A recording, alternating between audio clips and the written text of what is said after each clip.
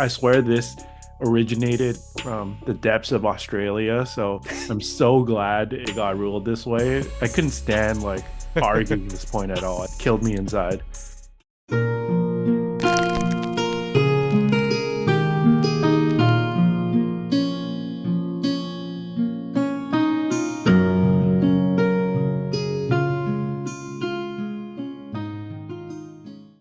Hey, welcome back to Into the West.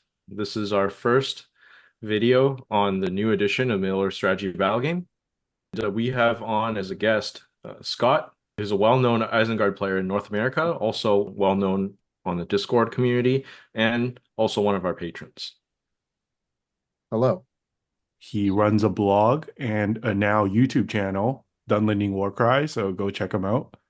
Wow, check it out, that's cool. The new edition has just dropped. It's all been fresh on our minds. Does anyone have any general reactions overall before we dive into all of the changes? So today we're going to be breaking down the main changes in the main rule book compared to the current edition or the previous edition at this point. And Scott has kindly summarized everything. He's made a list of everything, so we'll be going through them section by section. So yeah, general thoughts on the new edition. I guess I'll start it off as the amazing guest. Just from looking at the rule book, it looks like they took a lot of suggestions and changes into consideration in terms of how the game is played. And it looks like they've polished a lot of the small little things that were here and there with it. On the model side and the army list side, things have changed in probably a worse direction. But I think in some ways it's a necessary sacrifice just to move with the game. They can't just keep throwing stuff in and not actually removing anything or tightening up how some things work. Otherwise, you get a lot of bloat. In general, the rules were pretty well done in this new edition. It was a lot of quality of life, like small changes that were very like common sense. Going through a lot of these rules we'll be able to see like, okay, yeah, that makes sense, and as like competitive players and that has played a significant amount of games in the first edition of MESBG, we can easily see that, these will be really positive for the gameplay in general.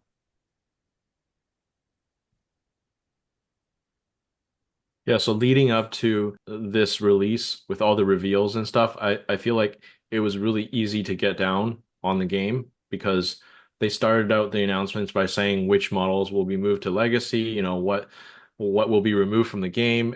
I kind of went into this in a pretty negative mindset, but after seeing some of these changes and some of these improvements and seeing like what kind of upsides there might be, I'm starting to like it a little more, and I'm willing to kind of give it a shot, give it a chance. It's growing on me. The thing that we always go back to, at least I have been going back to, is like the upsettingness about the army list changes. However, it does look like a lot of old lists that weren't viable before are now viable. I think there are some that are better and some that are worse, but for the most part, it seems like a lot of them are balanced pretty well together. This is without any playtesting, so I don't know. I could be missing something crazy here, but we'll see. So just to clarify, today we're just going to be talking about the rules manual, so the core rules of the game. We'll have separate coverage on all the armies and profiles that have been changed in this new edition. Also, another side note is at the end, we're going to be putting together like a quick tier list, like whether we're fans of them or not. So if you're a Patreon member, you'll have access to that. So please check it out. Before we get started, just want to shout out our patrons over on Patreon. Thank you all for supporting us. If you want to see extra content and check out our list of perks, please see the link in the description. A special shout out to Ragin Ridge 83, the top supporter of the channel. Also, we have a Patreon promotion going on right now. All patrons, after supporting us for 1 month, you get a set of custom Baron of dice that has the Into the West symbol on them. So for more information on how to get them, also you could see more in our description. And just to shout out Baron of Dice, they make some great Middle-earth strategy battle game dice, as well as dice for other games. You can use our promo code WEST for 5% off your order. So let's start with the first section that Scott has compiled here. Yeah, so a good note that they made is that in the introduction is that all the profiles are going to have base sizes in them. Such a great change. I know a lot of people have questioned what size is the Easterling Wardrake. We will know when it comes out. If it comes out, Just a fool's hope. But yeah, the introduction for the most part is the same. There's not a whole lot of tremendous changes. Next, I guess we have the rules section. So most of the sections haven't really changed, but there were a couple things that they did add in is a actual written clarification of within and wholly within. That was always a big question that came up. And also choosing models for and objectives during scenarios, giving actual upfront instructions on that rather than in each scenario. The within and wholly within thing, I guess there's not really any change though, right? It's more of a clarification of, because we had a couple FAQs on that, I believe. Yeah, there were several FAQs regarding deployment within zones, and then also when measuring range between models or in certain areas of objectives. Now you can be sure that when something says within versus wholly within, it specifically means that they don't mix and match, where within can have multiple different meanings. Like I said earlier, pretty common sense. I think it's good to have. I think the next one, a lot of people have already talked about this one. This one has gotten leaked pretty early, but the role winner gets to choose who gets priority. I guess this one is kind of interesting. On initial thought, I didn't think it was going to be that big of a deal because I would say most people know when to take priority and when not to. So it's still kind of a 50-50 in that sense. But if you look a bit deeper, it does buff certain profile special rules like, Elrond's Foresight or like Balin's Longbeard rule. The characters that can help you get priority is a lot more important. And then also, of course, there is a chance if you come against someone who is maybe less experienced or they just somehow misplay and choose, the wrong person to give priority to in those cases, then I guess it does add some more strategic decision making there, which is a good thing. Yeah, there are a couple of situations where you wouldn't want priority, right? well, especially before combat, that's when it really matters, right? When you want to see what your opponent is doing and be able to react to it, and then, because if you do that and then you get the next turn priority and you can move first, you can essentially get like a double move in a row, right? And now you have more control over if that happens, whereas before you just kind of had to hope you rolled the way you had to roll compared to your opponent. Also, Maelstrom. Also, Maelstrom. Oh yeah, yeah, that's good. I didn't think about that one. True, As true. my I've gotten quite a few likes on my couple Facebook memes on this. Whenever you win it during the engagement, it's just Frodo. I will take it. No one, you don't really give it away once you get into the melee. Yeah, maybe a couple like corner case kind of things, but probably not. It works differently now on ties though, right? So ties now, rather than just changing who has priority, it will change who has the choice. So say I won this round, even though I chose to give it to you. If we then tie, you will get the choice to pick between us. It doesn't matter who actually ended up getting priority. All that matters is who won the roll the previous round. That makes sense. Okay. Okay. All right, so next we have move phase. So we did get a more common sense change here in terms of how it's structured, in that they added specifically a model's activation as timing and the subsets between that, rather than just a model's move or model's move phase. Now you can time it down to their start of activation of that model or the start of activation of another model, when they move, when their move ends, at the end of their activation, because that's not always the same as the end of their move. There's a lot more specific language, which makes sense. It's a good change. In addition to that, with the move phase, they did add quite a few changes regarding control zones and tests, being that control zones now are potentially ignorable in certain circumstances. And then also with jumping, leaping, and climbing, not requiring a 6 necessarily to end in a control zone. And then in addition to that is some updates on how reinforcements come onto the board. So for the climb jump, the tests, my understanding is if you have enough movement and there's somebody, then there's enough space for your base on like the other side of that barrier or whatever, you can go charge into combat without rolling the 6 now, right? Basically, what it does is, and the language is the same for all 3 of them. When you do the jump, as long as you've not exceeded your move value already, you can move into charging a model that you would end up in their zone from the test. So it no longer requires that 6. And it makes it a little bit easier to get across where people are just hanging about and not defending a barrier. You can actually get across. So in regards to the ignore certain control zone one, I think this one was pretty rarely seen unless you were kind of on the top tables and there's only certain players that, pulled this out. But it's essentially where it's like a battle line where you have 2 guys in the front that have been charged. So they don't have control zones anymore. And you have a spear support that is not charged. So he still has an existing control zone. And this would prevent any more enemy models from charging the front ranks, even if there's space, because, they technically would have to go into the spear support's control zone. So that was a bit gamey in a sense. It was smart, but like it didn't really make sense because you couldn't charge in the front line, even if there was space, right? Like common sense didn't. Actually, it was taking advantage of that fact that offset lines can have an inch hitting areas past models. It goes more into more specific language during the fight phase.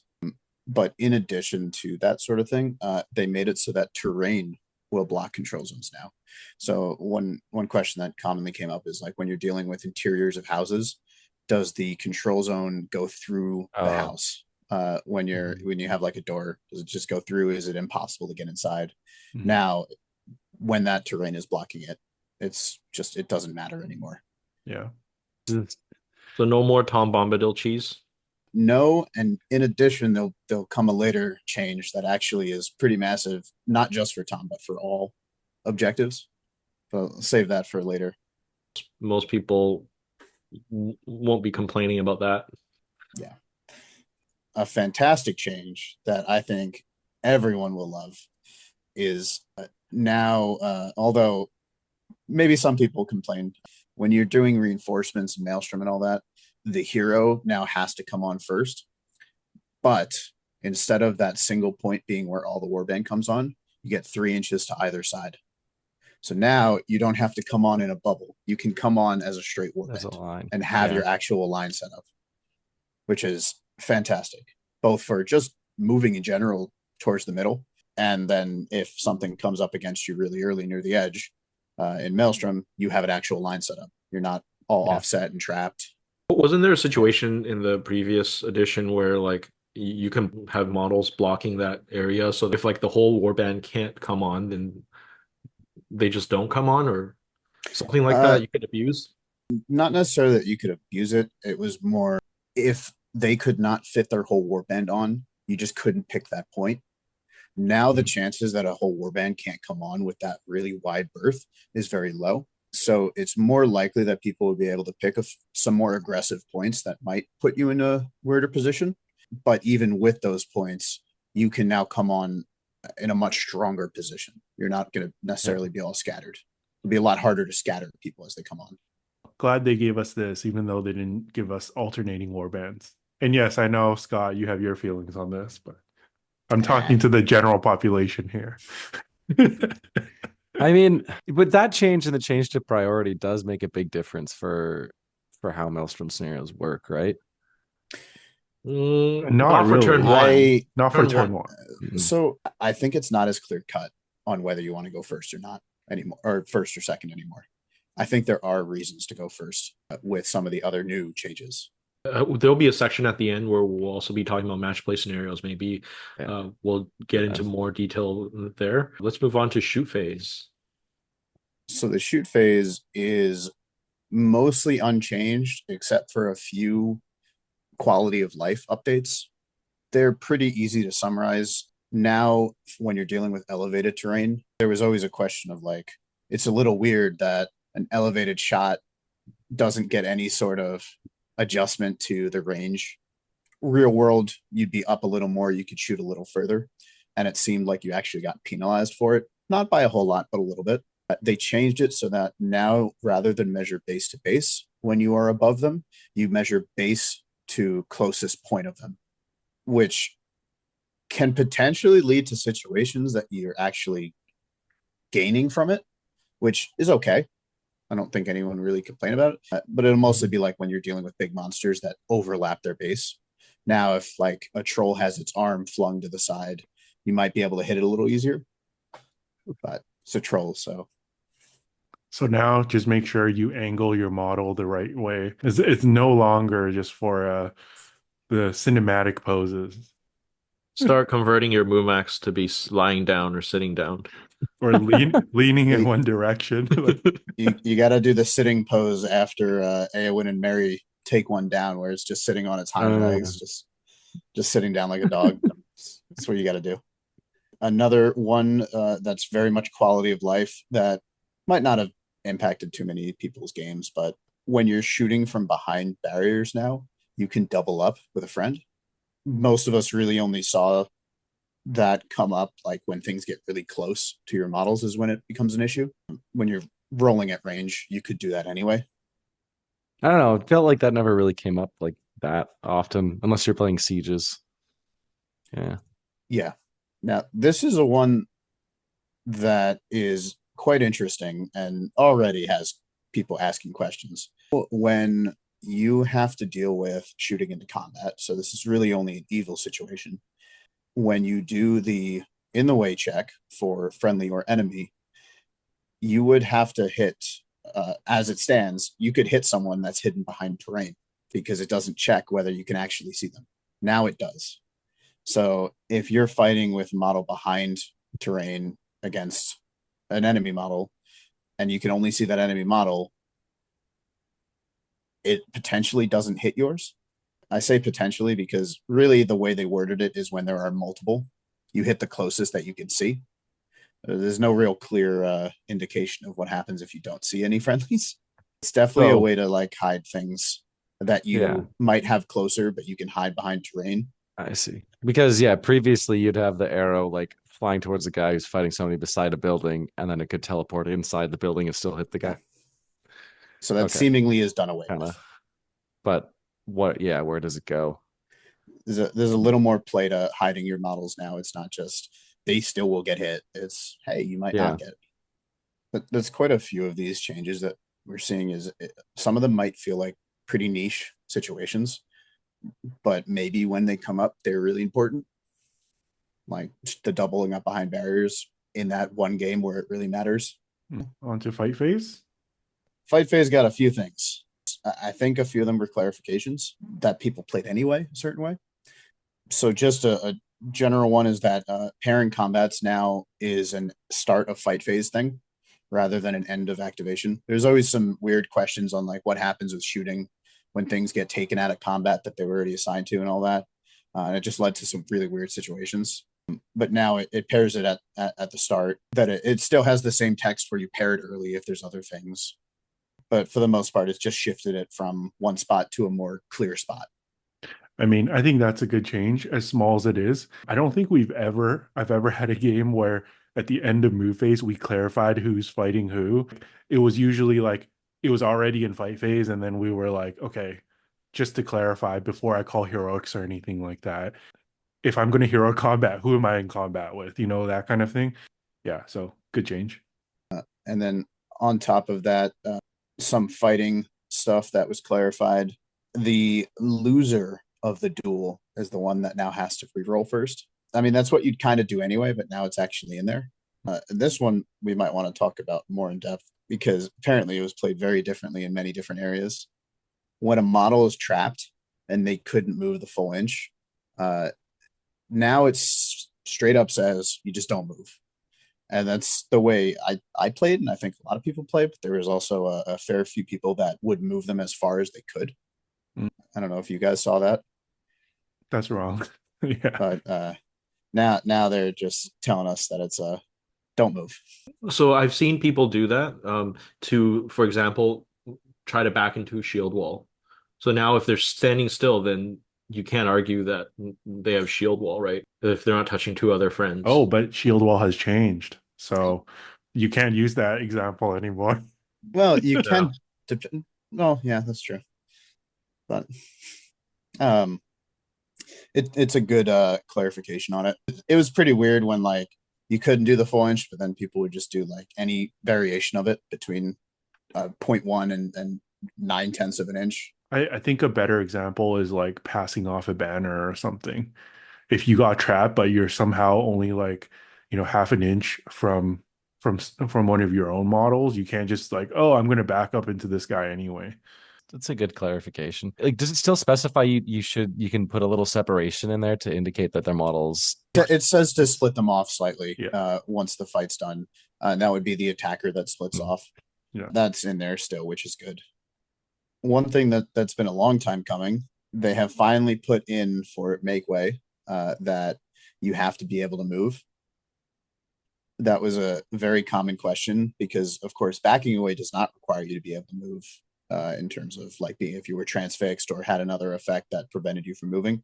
Make Way, you have to be able to move.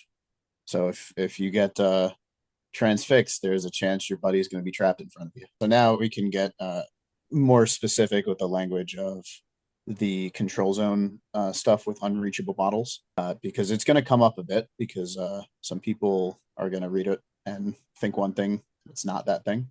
The exact language that they give us for this control zone thing is a model that wishes to charge an enemy model that has lost its control zone may ignore the control zones of other enemy models that it would be impossible for them to charge. This only applies if they cannot charge the model due to the placement of other models making the charge impossible. So that's where Richard was talking about a spear support being behind the line in an unreachable area and its control zone extending into that middle area between them. That no longer applies. Now, what does still apply, because it only talks about placement of other models making it impossible, doesn't talk about move distance. It still matters if you can't charge someone because you just can't move far enough. That's still a present thing. So if you're trying to go for a flank and it's just, I want to charge this front guy because I only have 6 inches, I needed 7 to get to the back, you still can't charge there. That's one that's going to be very commonly misread, I think. There's a difference between it being impossible to charge versus not having enough movement distance. That is not common sense. I don't know. But that's why I think a lot of people are going to play around. I think that's gonna that should go on the FAQ right now. That's some shady shit right there. Because I hate it. if you don't have enough move distance, you can't charge them. It's not that it's impossible to charge. It's I that know. you don't have the move distance. There's a difference in wording still. But that would make it impossible for you to charge them. No, because it's possible to charge them. You just don't have the move distance. It's not that you can't get to it because of other models and their bases making it impossible. It's things getting blocked in. Yeah, I think that should go on the FAQ list. I'll add it immediately. I already know that I'm going to add certain things like that just because. That is very quickly going to get posted up when people realize I'm that. sure it will be.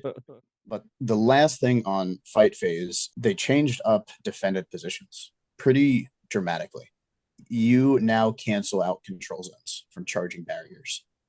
Previously, it stayed there, and you could end up fighting with 3 models on one, or even I think you could fit 4 if you did it right.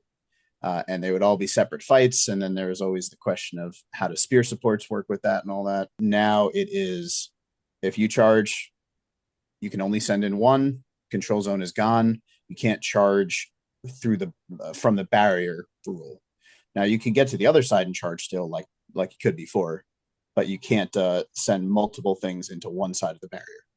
With this change and also the one that you brought up in move phase, where with the jump, leap, and climb into control zones, both of them kind of together make the attackers stronger this edition in like sieges and stuff like that. for narrative players, that's great because sieges usually take forever because it takes forever to get onto battlements and things like that. So this just like speeds up into the action. So I like it for that. But it also just like in open play or like in tournament play, it means having like that random fence in the middle of the table by an objective. It's not like, oh God, that's a huge defensive position. I'm never gonna get past that in like an hour and a half. Now, like it's much easier for you to get in there and have a shot at getting through it. Okay, so the next section is courage and intelligence. Yep. So there's no outright changes to courage, just the modification of how they list it. Now there's a little less math. Uh, now courage is an X plus value, and you just need to meet that with your 2d6, or you don't have to roll 2d6, then add your courage value, then also deal with modifiers and all that to your courage. It's just meet it, or exceed it. It pushes all the math to Blades of the Dead, as we'll see. But in terms of how courage actually works, it's the same. They slightly reworded how the standfast works, but it's not an actual change. Intelligence, of course, is a completely new section. And just to quickly summarize it, for the most part, it's just a flavor change of things that didn't quite make sense for courage. So charging ring bearer that's invisible, or dead marsh specter test. It's also represented by an X plus value that you take same type of test as courage. The only note is that you cannot spend will on it. So that's the differentiating factor. Still spend might, but you can't spend will. So intelligence tests are slightly harder to pass, depending on how smart the model is, of course. But Yeah. If there's like a spell or a special rule that reduces a model's courage, it wouldn't affect their intelligence either. There's a spell that messes with intelligence as well, so it's a separate thing. It's kind of cool to have a different stat where it allows certain characters to have one high courage and one like low intelligence and vice versa, right? Yeah, it helps get rid of those like weird interactions where you're like, why is this berserker so smart? Like, why is he just like zeroing in on Frodo, this invisible guy, like walking over there? He's just like, there he is. Yeah. I think you'll just notice that a lot more on profiles rather than the actual like mechanic itself. Okay, now we have unit types. so this is an entirely new section. They had like a smaller version of it in the first few pages of the previous book, and it's still there in this one. But now it gives a little more explanation as to some of them, and then adds a couple new ones. Namely, they have now made chariots a type of unit. It's no longer just random profiles that also are cavalry or are a war machine that doesn't have any actual keywords. Now they have an actual keyword. And then in terms of new ones, they have a unique keyword that has been added. They've added beast, which is self-explanatory. It's all the beasts. They've added swarms, which again is self-explanatory, smaller models that are represented by multiple. And then the big one that everyone's talking about, elite. So elite is a keyword that makes it so that that model can only be taken by a hero during list building that has the leader with that profile as their special role. So the example they give is that Citadel Guard are an elite model and can only be in a warband of a hero with the leader Citadel Guard special role. And just to give a quick rundown of the other ones, unique, self-explanatory, you can only take one of in your army. So pretty much named heroes. Beast cannot pick up prizes and such. I believe that's the only caveat. And then Swarm is cannot be knocked to the ground. And also cannot be trapped. Yep. Which it's pretty big. I mean, we'll see how bats end up getting changed, but it's big for bats. My Crevine can no longer be knocked to the ground on their tree. Yeah. They're just flying around. But at least they're also beasts, which they can't pick up prizes. So a buff and a nerf there. Okay, next one is a big one. It's cavalry. Cavalry's got quite a few changes that will impact games dramatically in some cases. A not common sense one, but a good change that just made it easier to play with them. Cavalry now measures from the base to the height of the rider. it is no longer the shoulders of the mount. So now it's just one tall model. You don't have to measure to where the unreared horse's shoulders are. It's, I guess, better for cavalry now because it's easier for them to jump over barriers and stuff because like there's higher things they can go over. But yeah, trying to line up this hypothetical line of shoulders where this horse is, but then on the next horse beside it. I mean, you're still gonna get that with like how high riders are, but I feel like it's not gonna be as bad. I'm just thinking of the Gandalf pose, Shadowfax, rearing up and then his sword in the air. Going to be the best model in the game. One fun question that came up was cavalry models that have to charge. They've given it a resounding no. You do not have to dismount. Okay, I swear this originated from the depths of Australia, so I'm so glad it got ruled this way. I couldn't stand like arguing this point at all. I just killed me inside. Clearly, the first thing Theodred's going to do is get off his horse. That disease Lord spread who? to our community in North America, and we felt it. And there were people trying to rationalize this argument. Now, to be fair, there were certain models that maybe it would make sense for. But then when you take it to like Theodred, it's like, why is the Horse Lord of Rohan just going to be like, you know what? I'm angry. Who needs a horse? Makes sense for like Bard. Yeah. No horse is going to stop him from going after the person who killed his kids. Yeah. But the other one's just always angry. Yeah. Now, speaking of the change to measuring the height, the reason they did that is that there is no longer an extra roll. So previously, cavalry, if you failed a jump or leap test, you'd have to roll an additional d6, and then on a 1, you were thrown. Now, and this is a big one when you're dealing with a bunch of terrain, dense boards like cities and all that, if you roll a 1 on your jump or leap, you will be knocked flying. So you will go to the ground. There's no safety barrier of that additional roll. So you have a 1 in 6 that you will get knocked down. And it's straight to the ground. It's not a roll on the thrown rider. It's just straight knocked flying. It's probably a good change. I think most people don't want to do those tests anyway with cavalry. Yeah. And this is just going to cement that they really probably don't want to. You still get that reroll for expert rider though, right? Yes, from my recollection, expert rider is the exact same rule. So Horse Lords of Rohan will probably still be jumping over if they want to. Change for accounting of breakpoints. You no longer have to count separate models losing half of their model. The rider is the only thing that counts. So you don't have to count separate Warg riders anymore. And of course, they waited until they removed the Warg Marauder to do that. I was just going to say the Warg Marauder died for this. You still could have a bunch of loose wargs running around that don't actually mean anything, like if you dismount them. So that's going to be the fun part of Wolves of Isengard is you still have to track it because you can take wild wargs in there. So now now you'll have dismounted wargs and wild wargs. Luckily, there's fell warg models. Just use the different models. Worth a mention that Passengers is no longer a narrative only thing. I think in the previous edition, like Durnhelm was the only model and it was kind of iffy. It's not really a passenger. Like they became like one model. But now it's like explicitly there is a passenger rule. That's the one nice thing that they've done for models that they've made. They all have rules now. Yeah. Yeah. I'll have to paint another Legolas on horse without Gimli on the back. So now another nice change for the Throne Rider chart. This goes in line with a lot of their removal of fluff text and a lot more specificity of their language. It no longer just says anything else in what you can't do.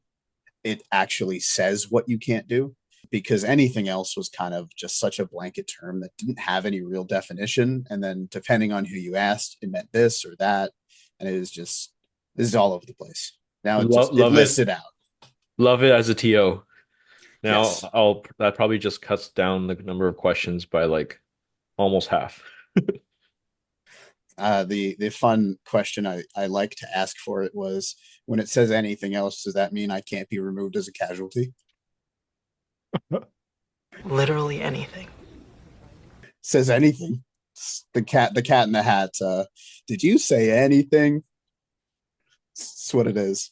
And they'd like to use that in a lot of different places, and those are all gone from what I saw. There's no more blanket anythings in places.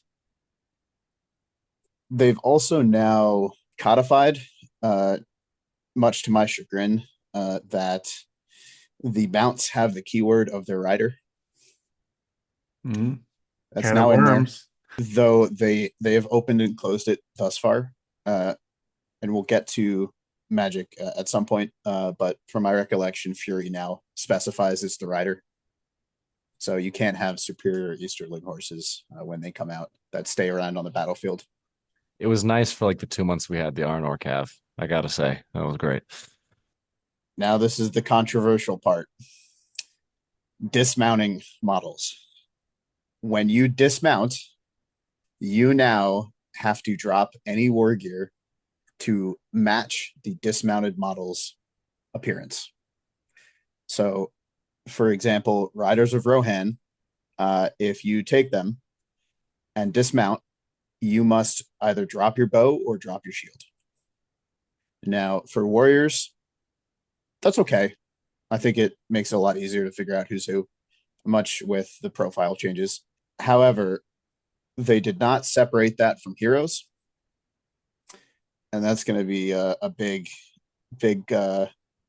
argument center for a lot of people. The example I've found that is the biggest is Boromir, captain of the White Tower. If you take him with shield and banner, which you are allowed to do for heroes, and you take him on a horse, technically right now, if you lose that horse, you have to drop your banner or drop your shield, because the foot models don't come with both. Wait, so on foot you can't go shield and banner? Oh, you can. But the problem is the language tells you have to drop it anyway. Wait a minute. Say that again. Oh my goodness. So if Boromir buys his horse and loses it, he's going to lose that war gear. This is on your FAQ, right, Scott? Put it Oh, in the it's already on there. I That's can tell so you that. stupid. Yeah. It's such a weird way feel that they like- did it, and it seems like they meant to say warriors and they didn't. In the rulebook, did they remove the whole WYSIWYG section? Since it's kind of restricted now, right? What you can take. What if your model had both? I don't think WYSIWYG is really a thing anymore. It's just whatever's on the profile. It seems like they want us to be WYSIWYG to what they release, but Mhm. they've still left it open for heroes to buy multiple things. Yeah, But that's not going to be WYSIWYG. but that But then happens they with, give us extra rules. like a bunch of like the Rohan heroes have options for throwing spears, but a lot of the times you don't model them with throwing spears on foot, so they just lose them. Yeah. It's weird because it doesn't necessarily say about the way you've modeled it. It talks about there being an official model, which is the weird part of it. So, for example, when you go back to Boromir, there is a Boromir with banner and there is a Boromir with shield, but there's none with both. And that's why it's such just weird, because you can buy both. That's not an issue. But only if you get dismounted it becomes an issue. Basically, they're saying don't convert. It confuses the game. We don't want you to convert. But it would be confusing anyway, because what if I want to take Boromir without the horse, but on foot with the shield and the banner? They It's didn't not a release the model. It's but I not a can still model. Well, buy it. as it's not a options, model, so but you they- can still buy those options and there's no limitation on it. Yeah. So you can convert your foot model for if you didn't buy the horse, but if you bought the horse, you can't. Do you have to bring 2 dismounts to a tournament and then make a decision when you get dismounted? In the cases of stuff like Riders of Rohan, yeah. Okay. I think they'll change it to talk about warriors specifically. It does it seems like they meant to say warriors and they just didn't. Mm-hmm. Yeah. Azog loses his flail. So weird. No. Like we're just gonna go past this. I'm Yeah, pretty sure this that's is just a mistake. yeah, yeah, Yeah. We're gonna treat it that That's way. what I think everyone is kind of deeming it as. Yeah. But yeah. there are some sticks in the mud that like I'm definitely a rules as written type guy, but like I'll admit here like that it doesn't make sense. Speaking of heroes, the next section is the hero section. So we got a whole lot here, and it's going to be game changing. In every game, it's going to impact stuff. I'd say. Just starting out, one big thing we're seeing is there are a lot of hero mounts now, or there will be, and there are, and now they're codified. So Shadowfax is a hero now, and when you have that, the rider and the mount now can interchange their heroic stats. So everybody has Azog and the White Mark now. Some people were freaking out when they saw the Azog profile leak without it before the rulebook leaks came out, and they were just like, "Oh, Azog doesn't have the White Mark anymore," but He's he gets trash now.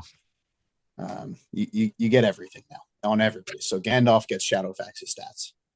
Doesn't that take Gandalf up to like 9 will if he takes Pippin as well now? Yeah, he has an absurd amount of heroic stats when he's all mounted up with everything. But of course, he's got his price tag.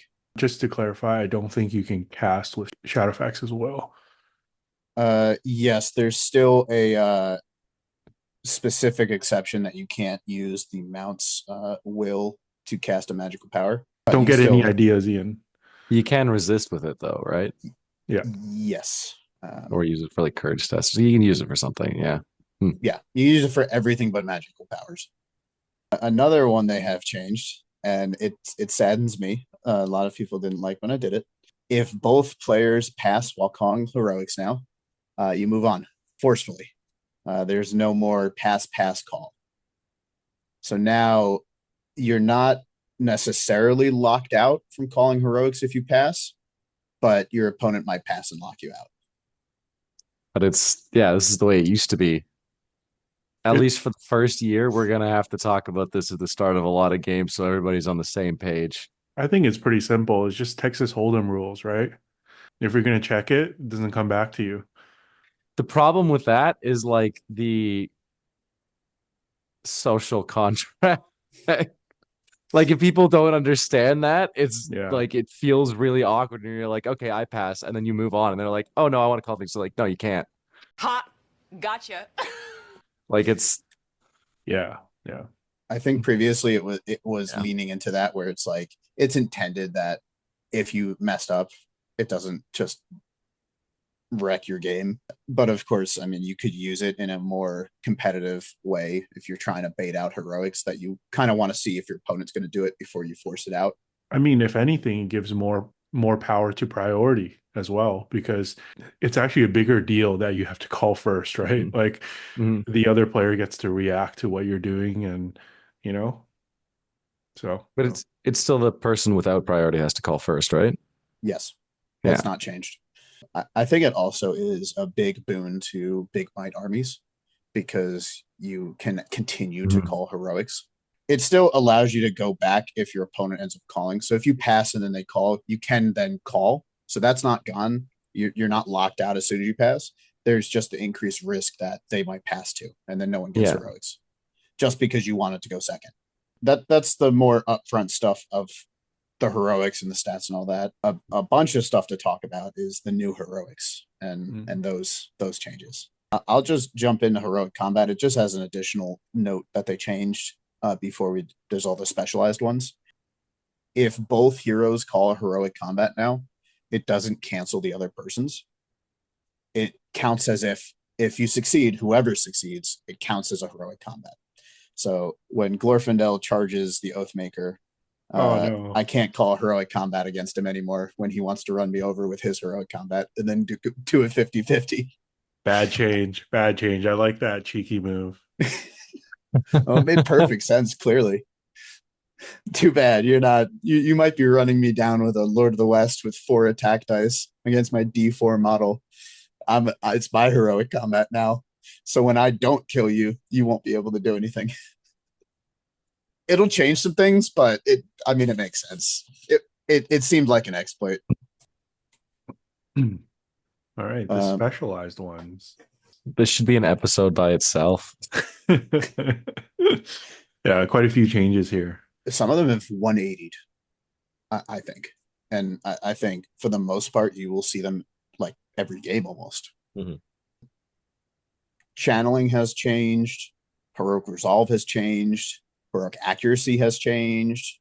Heroic Challenge has changed. And Strength and Strike.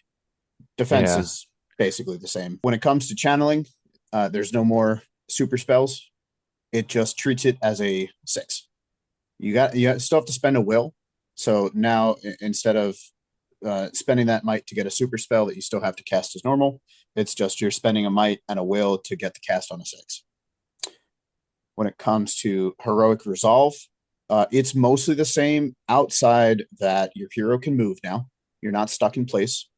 And then you can still activate in order to do a stand fast. So you're no longer just standing where you are, and if you get charged, you're just kind of there. You can actually interact with the game still. I think the channeling one is big. Like, obviously, the loss of channel spells is big, but also the way it works now, getting a guaranteed cast for, I mean, it costs a might, and might is a pretty valuable resource, but the fact that it's only one might, one will, and you auto cast it. And I feel like most people are going to do that on targets that can't resist anymore anyway, right? So it's like a guaranteed you get it off when you want it, provided you have the resource left. That just feels really big. From the few games that I've played so far with Saruman, it is an every game occurrence. If you're a serious casting profile, you're gonna be channeling every game. You will see the opportunities to do it. That time where you really need that spell to go off, you want to do it. That time where you don't want to spend multiple will, even with a removal of a few rerolls on profiles and the increase to no longer have 2-up casting, there are times where it is risky to roll 2 dice, even needing a 3-up. We talked about Heroic Resolve.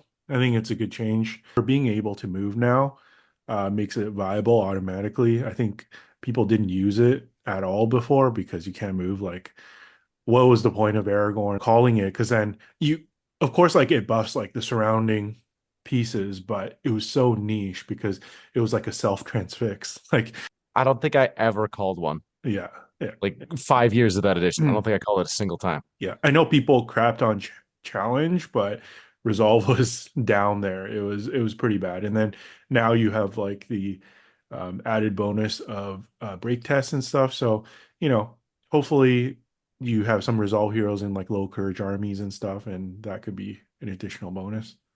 I think for the breaking, right? So that it means that if you call it, doesn't matter if you're tagged or not, you can still provide your stand fast, right? That's how it works. Yeah. That's pretty big. Yeah. The only restriction that they added in is that you still have to be able to activate. So like if you're transfixed, you can't do it. But if somebody charged you, you're fine. So anything that prevents activation outright will still be very useful against them. But of course, that's usually meaning transfix. There's not really many others that have that. And of course, you have bonuses to resist against that when it matters. But like lower courage armies, like a lot of orc armies might be trying to look into trying to find a resolve hero just to have that handy, right?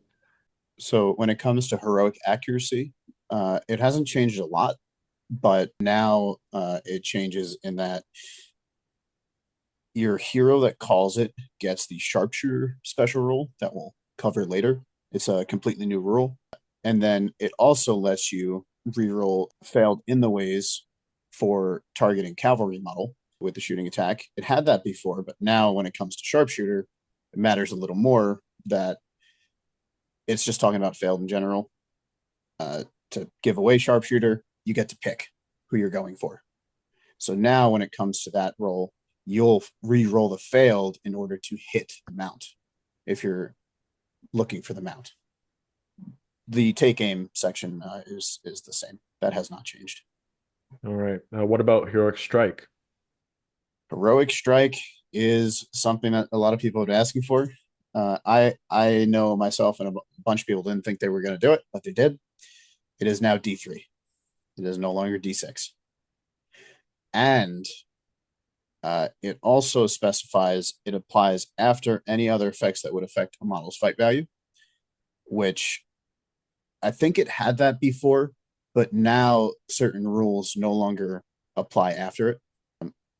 So to give away invisibility, people brought up that that has been changed, that it doesn't affect after. So you can still strike up against it.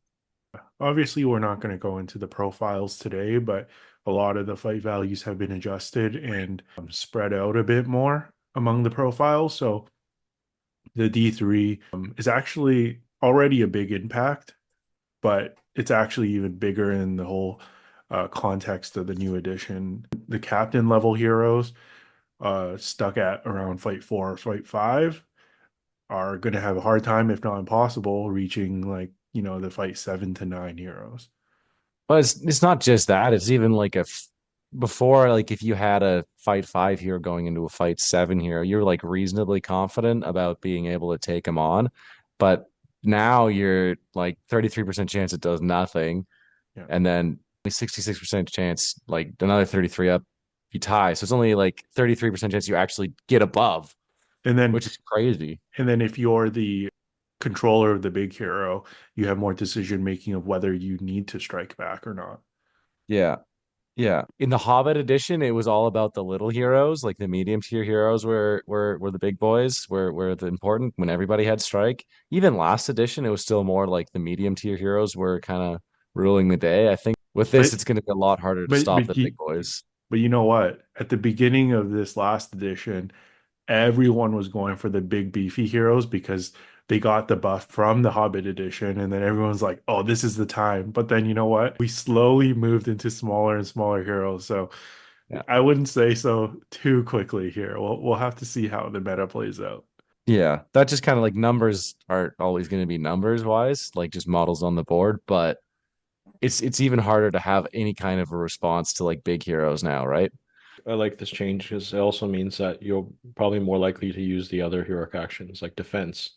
More situations are going to call defense instead now. And as Scott will probably go on to talk about next, strength, you're probably going to see more of that as well. So heroic strength is no longer mostly useless. It actually is going to be pretty useful. Before, the only time I tended to use it and saw others use it was to try some, not meme play, but for lack of better words, meme play of getting your strength up so that a hurling monster wouldn't knock you off your horse. You wouldn't really use it to kill things. Uh, you could try for the perfect storm of Thryden wounding Durin on twos, but I don't think that was an efficient use of might. What it does now is you double your strength when making strikes. So it's no longer a D3, it is a double. So it is, for the most part, giving you +2 to wound from basically any hero. So much better. Of course, smaller strength heroes are not going to feel the impact as much, but strength 4, strength 5 heroes are going to feel it tremendously. So challenge is the big one, and it's got a whole block of text. And I'm going to read through the whole thing because you kind of have to. It's changed so dramatically. It is completely new. How it reads is, when a hero declares a heroic challenge, they must also declare an enemy hero within 6 inches of them with the same heroic tier or higher to be the target of the heroic challenge. If there is no enemy model within 6 inches of the same heroic tier or higher, then the hero cannot declare a heroic challenge. Whilst engaged in combat with their target, the hero gains a bonus of +1 attack, both in the duel roll and when making strikes, and a bonus of +1 to wound when making strikes against their target. Additionally, if they slay their target, i.e., they inflict the final wound that causes them to be removed as a casualty, then the hero immediately gains 1 might point, though this cannot take them above their starting limit. The target of the heroic challenge can choose to either accept or decline the challenge. If they accept, they will get the same benefits as the hero who declared the heroic challenge as listed above, as if the hero who had declared the heroic challenge was their target. Additionally, if the target chooses to accept, then when either hero activates, they must charge each other if possible. A hero who accepts a heroic challenge cannot declare a heroic challenge themselves until the hero who challenged them is slain. If a hero accepts a heroic challenge, no other hero may declare a heroic challenge against either hero involved in the heroic challenge until one of them has been slain. If the target declines, they gain none of the benefits listed, though the hero who declared the challenge will still gain them. Additionally, if the target declines, they cannot then themselves declare a heroic challenge against the hero who they declined against. A hero who has already issued a heroic challenge against a target cannot declare another heroic challenge until their target has been removed as a casualty. So I don't think this heroic is now like the best heroic by any means, but there's definitely situations where I can see myself calling it. It's definitely a lot more usable now. Did So they fix the part where like if you call a challenge and then the other hero just strikes up and kills you? So Well, that is not gone. However, you don't have to be fighting them to call it. Yeah. That's the big thing. And Yeah. then is this one declared in the fight phase still? It's still declared in the fight phase. Still declared in the fight phase. Okay. So the key difference now is you don't have to be fighting the hero you're challenging. They just have to be nearby, which is a good change. It removes the possibility that they immediately strike up and just kill you. And then they also removed that you have to fight them one-on-one. That's no longer a thing. You can get all the help you want. You can bring in whatever. You don't have to then count on being able to actually kill them alone, because there are a lot of heroes that you might want to challenge that you can't kill on your own. But now you get those bonuses that give you an edge towards killing them. Now they probably will accept if they're a hero that can kill you, but it makes it a lot more fluid. It's not just accept it, kill, move on. Yeah. The declining part, from what I understand, the only negative is that the one who declined does not get to call heroic challenges. That's the only negative to their might usage. And the positive is for the person who declared it, they still get their extra attack and bonus to wound if they charge that hero, the target. Yeah. So if you call it, it is a net positive for you in terms of your ability to kill that model. Of course, it can restrict in some ways who you're going after, depending on how plump the lines are. Because if it's wide open, then you have to go for them. But you can always just block it so that you can fight as normal. And then for that time that you get the opening, you go in with those bonuses and actually kill them. Yeah. Yeah. It is big. That extra attack, especially on like 3 attack heroes normally, like if they're hitting 4 or even 5 attacks on the charge, with +1 to wound, that could be pretty lethal. It's cool. I don't think we'll see it as much as channeling in terms of heroes that have access to it in a given game, but it will come up dramatically more than challenge did before. Rather than heroes, it'll be more dependent on scenario. Yeah, if you have access to it, it doesn't necessarily mean you'll call it in every game, but if the scenario pool stays pretty similar to the current one, assassination, fog of war, those type of scenarios, I think, there'll be decent plays there. But only if they accept. No, because then if they don't accept, you still get the +1 to wound. So if you could choose your target, what if they're like a D8 hard to kill hero, right? And then it just makes things a lot easier. You get an extra attack, a +1 to wound. I believe there's one more point you had for heroes under heroes. Yeah, it seems like they put a little more emphasis on rolling fate one at a time. It's pretty common to just toss a whole bunch. And in most cases, it's not that like important to switch it up, but they seem to have changed the wording slightly to kind of indicate you really are supposed to do it that way. Right now, most of the time you're rolling multiple when it's going to kill you. And you're going to roll it anyway. You're going to might it anyway. Or you don't have might to begin with. It's not really a big issue. But they seemingly want you to do it one at a time like you're supposed to. It makes a difference for ring bearers with the reroll. Yes. And that's Because where you most see people do it in the right order. Yeah. It's just usually it doesn't matter. And I think those times where it doesn't matter are going to continue. But there will be some where they have to. And it might be, at least in a really competitive game, it might be a point where you have to ask your opponent to do them one at a time. Okay, moving on to monsters. These are the big ones. This is what everyone's loving. So right off the bat, monsters, if they kill an opponent in combat, they can now make a single additional strike against each model that was supporting the slain model. You can clear up areas a lot easier. And hero monsters with heroic combats can clear up wider areas to break through off that heroic. So Gilgalad is no longer safe supporting in the back. Well, it also puts a lot more emphasis on people wanting to actually use your normal strikes now. Whereas before, you're just like, why would I do normal strikes? I want to barge. I want to do something else that's kind of fun. So, Yeah, yeah, that's cool. gives you a reason to actually like hit stuff. I think it'll matter tremendously when it comes to like the Balrog, clearing up models that are trying to cage it in. Now it has an opportunity to clear out more on every combat. Does this stack with rend? So if you rended a target, do you hit the support after as well? So it's when you make a strike against Okay. an enemy So model. no. So rend, of course, being separate. And Okay. and this is an additional strike, right? It's not using one of Yeah. your strikes if you have one remaining. Yeah, it's an additional. Okay. And then we have two fantastic adjustments. Maybe one is really great and one depends on the person you ask, but Barge now has a 3-inch minimum on the movement. So it's D3 plus 3 inches. You will be able to guarantee you move 4 inches. So it's going to be 4 to 6 every time. Yeah. So no more pushing everybody 3 inches away to reshuffle everything, and then you roll a 1 and you just stand Yeah. there. Yeah. I've already used this, in one of my first games in the new edition, and it's amazing. It's so consistent. You can catch people off guard. The applications that I've been thinking of is that, rather than just doing a straight up hero combat, if you have priority, sometimes to make wiggle room for your monsters, especially the flying monsters, you can wait until certain combats have occurred and then do it.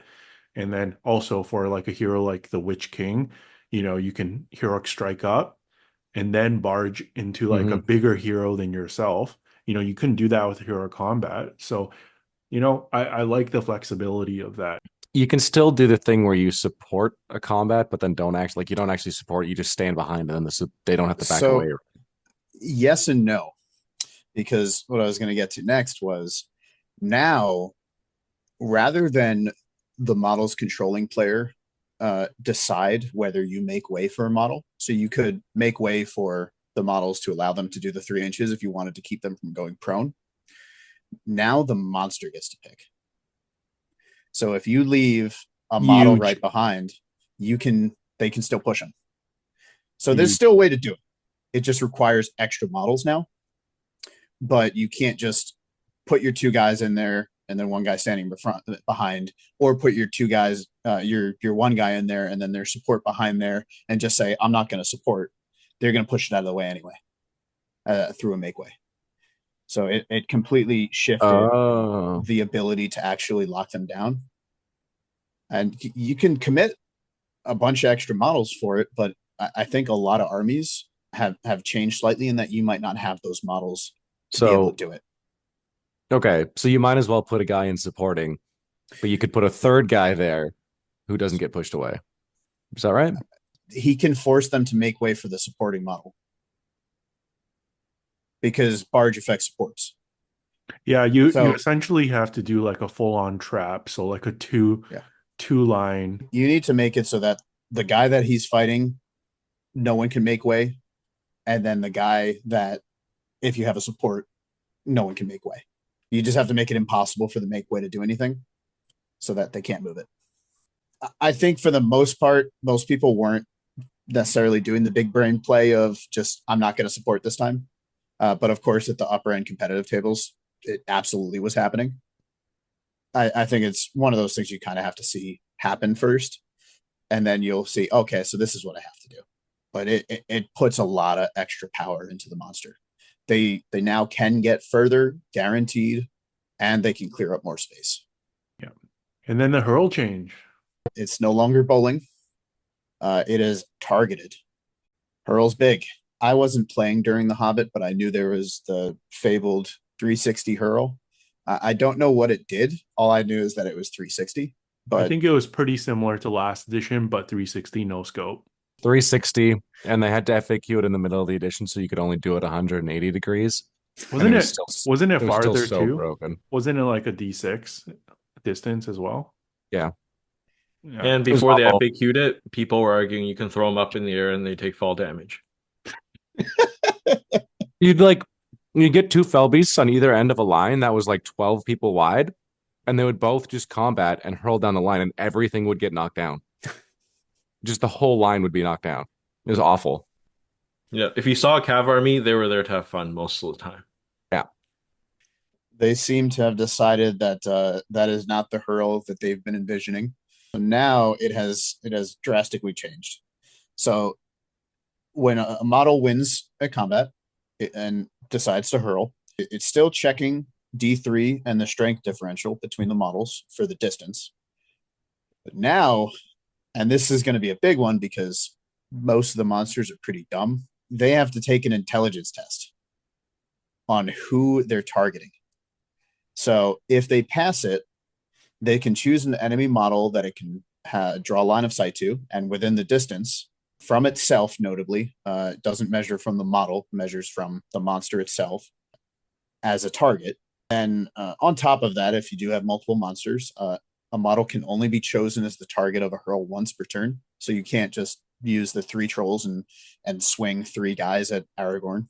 He can only get hit once. The hurled model is going to suffer 2 strength 6 hits. So a lot more power into the hurl. No more just a bunch of D3s that against some models mean nothing. Strength 6 is going to be meaningful against a lot of warrior models and even some mid-tier heroes. Cavalry, of course, are going to suffer that on Mountain Rider, as most things do. And then if it is also a cavalry model, it gets knocked flying. So if the model survives, place it in base contact with the target model as close to the monster as possible.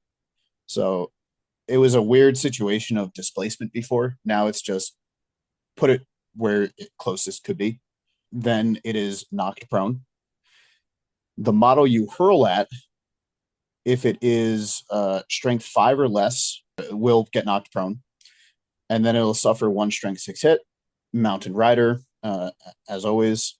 And then if it's a cavalry model, it's not flying. So it's not going to hit the combat. It's not going to hit models along the path. It's just, it hits a model. As an alternative, if there is no eligible target, they can just pick a spot on the battlefield and hurl the model to that spot.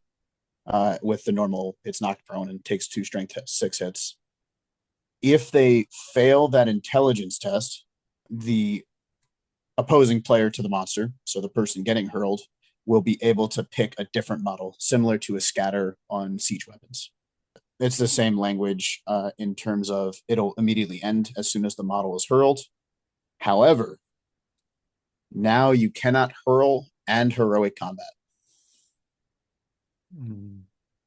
So all in all, I think it's slightly cooler. It might impact lines a little less, but it'll impact direct models more. But then it also is reined in a little bit with the heroic combat. I really like the idea of a troll picking up a dude and then just pausing for a second to do some calculus, just like, like it's so funny. There's some Yeah. cool applications to this for sure. I think overall it's a fun change. It'll be interesting to see how it changes like the competitive scene, because this alongside, and we'll talk about Sorcerer's Blast, there's not a lot of area of effect damage anymore that you can hit more than one person, aside from maybe siege weapons. There's just going to be a lot more armies, including like what Charles mentioned, like all cavalry armies might be a lot more competitive. So yeah, I don't know. I guess we'll see long term if that's a good change. I definitely think it's a fun change. It is a change. It is a change. That much we can say. All right, let's move on to War Beasts. Another big set of changes. I Yeah. know Richard is much a fan of them so far. It's been getting talked about that they are obscenely strong now, which might be okay. I mean, they're a war beast. The biggest change is that you can't lock them down with one model anymore. Probably. When a war beast activates, it's going to check how many models charged it and their combined strength value. And if its strength is the same or higher, it gets to activate still. Then what it'll do, it has to trample them first, the same way it's always done. It'll be able to break free. You can't lock it down with Joe Schmo, the Rohan warrior. You got to send him and 3 other buddies all into it. Very, very realistic. But again, I'm not sure if this is a positive for the gameplay. We will see.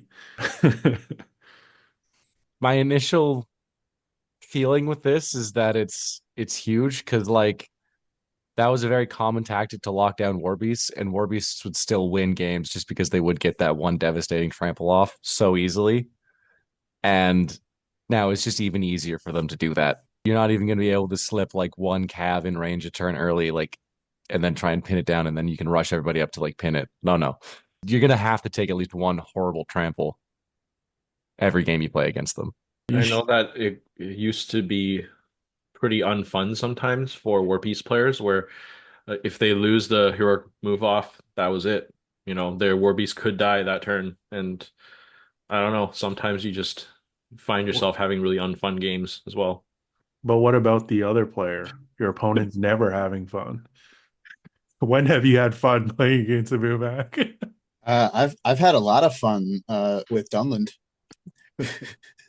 Now they're gone. Now I have no safety net. I've killed my fair few. I just got to use Crevine to body block the trample. Can only do 3 wounds. I've got 4. You can't get through me. You can get the 4 attack upgrade. Not if it has tusks. You know what? I don't want to talk about that time that it did take that. The war leader wants to know your location. So I would say that's probably the main change, right? I think the other ones are fairly small. Well, there's another big one on top of that. In the impact of magic on the commander has changed. You can't do anything that's going to prevent them from moving. The war beast is going to move if you don't get enough models into it. The only thing that preventing the commander from doing stuff is that it won't be able to pivot. So it'll just run straight. So it's still going to move. Now you can play around it a little bit, but if you're not fast enough with how far your models can get, it's still going to run through you. So you're saying if you try to transfix or compel the commander, it can only go straight. It'll only go straight now. Okay. I also don't like this because, yeah, war beasts were still fine last edition. They weren't amazing, but they were fine. Like you could still win like a reasonable amount of games. Now they seem like they're going to be insane. They were already in the middle tables, you know, at some of the like 800 point plus matches. And the funny thing is a lot of people who took them before weren't even super competitive. So that's what I'm scared of. It's when the competitive players get their grubby hands on the Mumax now. You were talking about painting one up earlier. What are you talking about? Yeah, I do have a base going here. I gotta finish my 2. Since Great Beast of Gorgoth is going into Legacy, does that mean that we may get other War Beasts? Just a fool's hope. I guess the Troll Brood is now as well, War Beast. But just maybe in the upcoming movies, I wonder if there'll be more added. Otherwise, so far it's just the Mumak and the Troll Brood, right? So I think a lot are suspecting that there'll be a one from the new movie. They showed it in the trailer. They didn't really give more context, but it's suspected it might be an offshoot Mumak. Maybe it's maybe it's some special one. Perhaps like the war leader. A fledgling Mumak. Oh man. Slightly different color. There is one third one that can be a real downer for War Beast players. Stampede has been adjusted slightly in that you have to go first if you fail at our stampeding.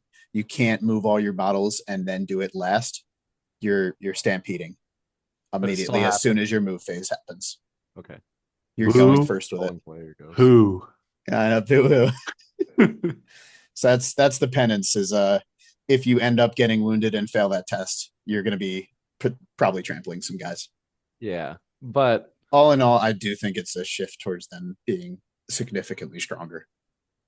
Oh yeah, the war leader's going to be crazy with these buffs. He was already like pretty annoying, but like with these buffs, he's going to be crazy. But even like normal Mumax, like a 250 point Mumak, just with these buffs, like that's scary.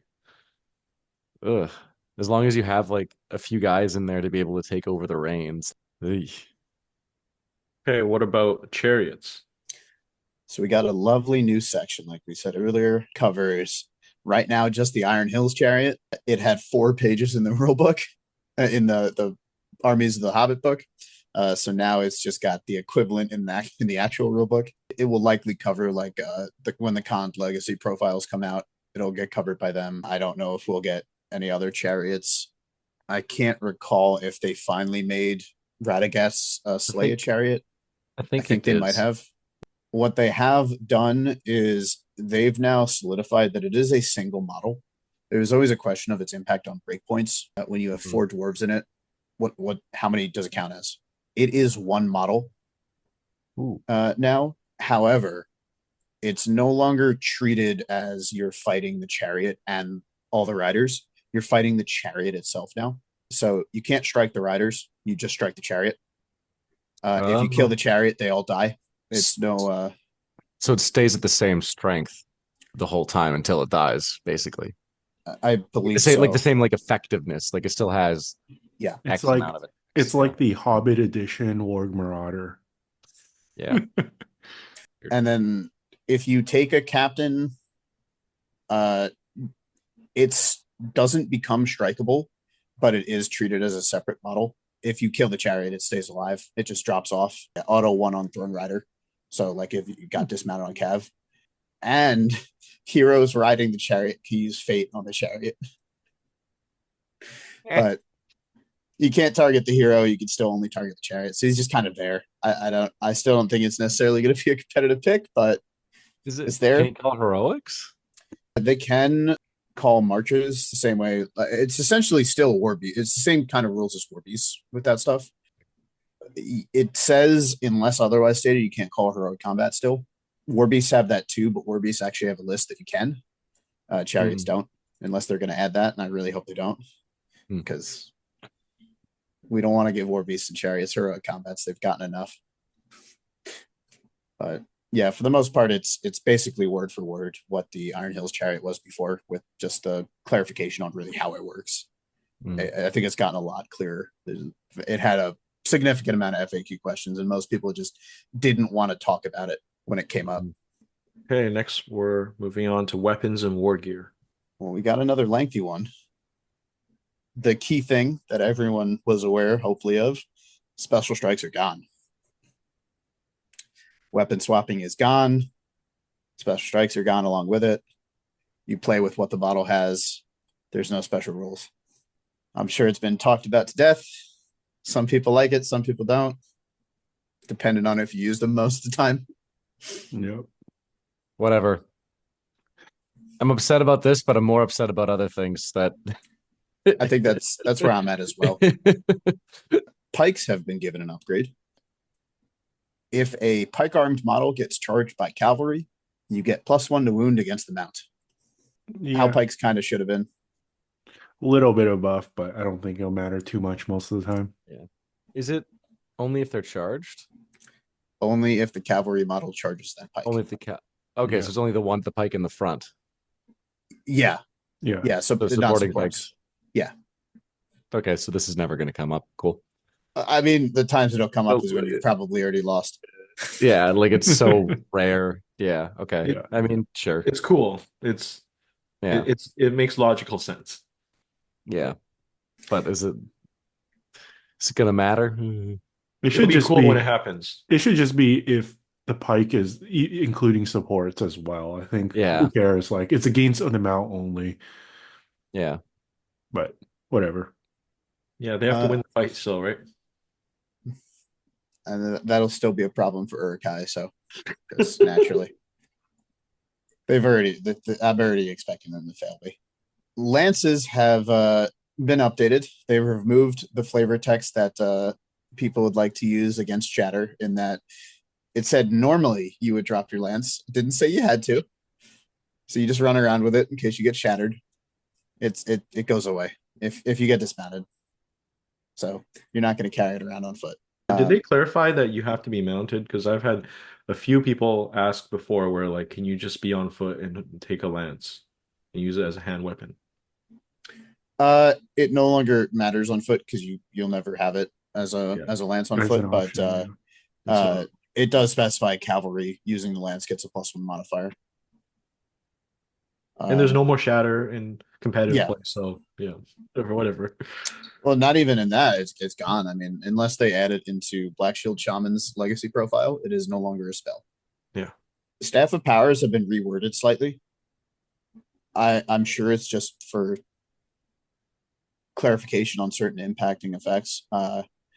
It gives you a free will point at the start of each turn, and if it's not spent by the end of the turn, it is lost. So now it's an actual will point instead of spending without reducing your store. I'm sure that's a change regarding channeling, in that you have to spend will. You can combine that with the Staff of Power. It might not have given the old wording, but now it certainly does. That's big for late game. Yeah, with channeling. Well, you always had the backup. I think it's also they probably wanted to remove the text they had in every profile where it was you can use it even if you have 0 will. Yeah. Because they had to specify that in several profiles. Elven weapons have been giving a slight upgrade. Anytime something is referred to as an elf something, it is an elven weapon. So elf spear, elven throwing daggers, they are elven weapons. Which is cool. Elf bows are an elven weapon. Though those only really matter for the Goblin King and Nazgul of Dol Guldur. Makes sense. I mean, the wood elf spear, just being made by them, not being actual elf spears. They stopped the importing from Gondor. Yeah. How does that work then for like shielding with the wood elf spear? Maybe it specifies in the text for that special rule, but you count as elven made and shielding? I think it's actually in the shielding rule about you cannot benefit from it when shielding, just in general. With the shielding, they also don't gain any advantages of the special rules of their weapons, such as if they have an elven weapon, as they are not using them in the combat and are just using their shield instead. That seems to be indicating about shields. I don't know anything called an elf shield? I don't know that the wood elves have the shielding rule anymore, to be honest with you. I haven't looked at them. Shields are still imported. They don't have the technology yet. Don't know. We stole it in Dunland. Dunland is the ones that developed the technology now. Well, I heard they were the first to invent torches, so that's big. Yeah. After that, we have some notes on ranged weapons. And I say notes, I mean note. A dwarf longbow has finally been given recognition as a longbow. It is strength 3 now. Sweet. It no longer is a strength 2 24-inch bow. It's just better than the regular then. Yeah. Now there's an actual chain, like difference. Which between it and a regular bow, and just but they're also just like legacying the whole army that was like applied to. They only lost King's Champion. Did they lose Ballin and a bunch of stuff as well? Who cares about Ballin? What did you just say? They lost Ballin, they lost Floy. Not RIP Floy. RIP Ballin, I'll give him that. But no, I mean Rangers are still gonna be a thing, and the Dwarf Warriors are still a thing in Khazad-dûm when it comes out with Armies Middle-earth. So Rangers have a little more reason to take them now. Like you could take them, but I think for the most part, it was hard to justify the drop in defense. Well, they were very point efficient. Anyway, yeah, they were, but I don't think they will be anymore. It seems like they're bumping dwarves to reflect what they are, in that they're monsters. The big one, banners. Straight off the bat, banners now require LOS. You can't hide them anymore. I'm sure we'll see it more on like the big banners and things in the way and all that. When you're fighting over walls between terrain, if you can't see it anymore, it's going to matter. What about banner effects? Is that gone? Banner effects are still there. So counters in range of a banner seemingly won't require a line of sight because it's a different thing. you're Mhm. not looking towards that model as a banner. Mhm. Oh yeah, treating as a banner. Okay, so it depends on the language. Yeah, there's still 3 different types of banners, of course. They couldn't get it down to 2. Uh, they have also finally stated that you cannot use a banner to lose the duel. If you are winning the duel, you can't use it to try and lose. That was a very fun competitive tactic. Lose the duel to try and stop the game from ending. You can't do that anymore. Then we have another one, which, similar to the cavalry dismounts, is a little problematic in some cases, but in a different way. When a warrior banner is killed, it can pass it to a friendly warrior with all the same requirements as before, except now you can only do it if that model could normally take a banner. You cannot pass it to any And warrior type. they drop all their war gear too, right? So they drop all the war gear to match what the banner profile would have. And the issue is that there's a lot less warriors that can take banners. We're talking like Mm. Numenor, like they just can't take banners anymore. So you could previously, my fun example with when I was playing Dunland was I would have it on a warrior, I would get that warrior killed, and then I would pass it to a Dunlanding Huskarl. So now I have a bodyguard banner that can support in a list that typically doesn't have it. Can't do that anymore. If you had a Warrior of Minister for the banner backed up by a Citadel Guard, you cannot pass it to the Citadel Guard. It's going to be a lot harder to keep banners alive. Yeah. Maybe the double banner will be making a lot more appearances then. I think a lot of lists are going to take double banner now, especially higher fight ones and even spammy ones probably, just because you have to have more opportunities to keep it. Mm. We'll see why in a little bit, why it's important that you keep that banner. They have given a nice buff to Elven Cloaks. You get a -1 to hit against them. So they are harder to see, on top of being impossible to see sometimes. Which is good. It always has an effect, basically, where, when you're marching with your army, you don't have to like hide your big hero amongst the terrain if there isn't any, right? So yeah, I like that. Just as Morgul Stalkers go to Legacy. It's cool. It also means there's like a difference between having an Elven Cloak and having stock unseen, whereas before it was just Elven Cloak gives you stock unseen. It was like, why not just take? Why did you have 2 separate rules? So this doesn't apply to stock unseen. It's in Elven. Yeah, it's just an Elven Cloak. Okay, so Morgul Stalkers wouldn't have gotten it anyway. Yeah. They had to make it separately for when you shattered an Elven Cloak, clearly. Oh God, yeah, of course. A one that has gotten big changes, War Drums. War Drums are now considered a heroic march. That's good. I like that. Great. They are no longer separate. They do not stack. It is just a modified heroic march.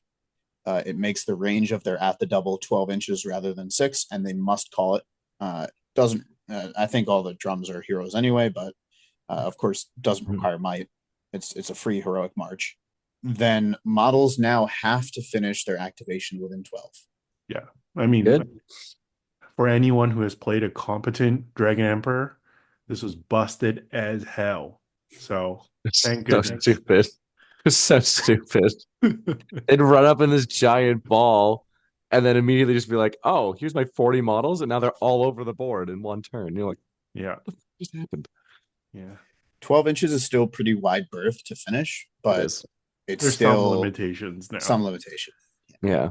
Well, it requires better placement of the drum as well, because they have to finish within. So the drum has to actually run up into the front rather than boosting everybody up and sticking around the back for a while and then only showing up late game.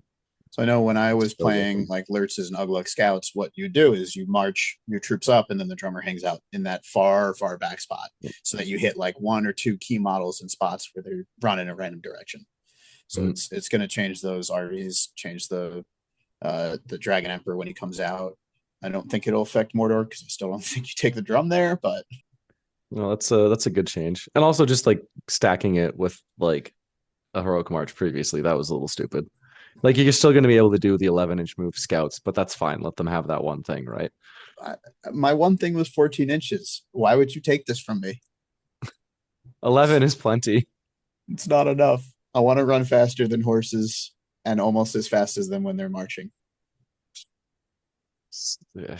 All right. So Warhorn, there's some pretty big changes. It wasn't seen very much previously. So Warhorns across the board have gotten a price reduction. You'll see in profiles now they cost 25 points. They do not cost 30. Unfortunately, that change has not been accompanied with being able to pass it still. So it is still a very expensive purchase, but it's got some decent buffs for it. I think most will agree that it's probably more impactful on heroes with Warhorns, but some warriors. Now it is no longer battlefield wide. It is 24 inches. It gives them the +1 courage still. The Warhorn model gains the Dominant 2 special rule. Dominant, we'll see later. It gives them a once per game that they can increase the range of a friendly hero's standfast by 3 inches, as long as the model with the Warhorn was in range of the hero's standfast before the increase. That's cool. And then if a hero has the Warhorn themselves, they can just instead to just use it to increase their standfast. I do think it's probably worth it to skip ahead a little bit and just say the dominant special rule now, because I also wanted to add in this is actually one of the biggest buffs to the monsters as well, because most of the monsters that we've seen have the dominant special rule, and I think it's a big step to making them viable. And so dominant is essentially that this model counts as X amount within like objective, wholly within whatever, instead of just having count as one model. So, in this case, when they say the Warhorn bearer gets dominant 2, that means if they're within the objective area, they count as 2 models. So that's pretty cool. And in the case of monsters, a lot of them that we've seen have been dominant 3, 4, 5, and even 10. Or 20. Or 20. So for Smog. Can you I was gonna make Ian Oh. guess. I saw the confusion. He's like, wait a minute. Yeah. It took me one, like, I was like, wait, Yeah. because Balrog's 10, right? Yes. I like the change to giving a Warhorn a range, because I don't know, I always thought it was stupid how people just hid their Warhorns in the back of the board. So that's Still hear cool. it from all the way back there. It's hard in that they've now made it so that you very much want it to be up by a hero in the fray. Yeah, But that's they cool. still haven't let you pass it. Yeah. This is a big Boromir buff. Yeah, it's nice that you don't have horns that say like this is not a Warhorn, it's just a horn, right? Yeah.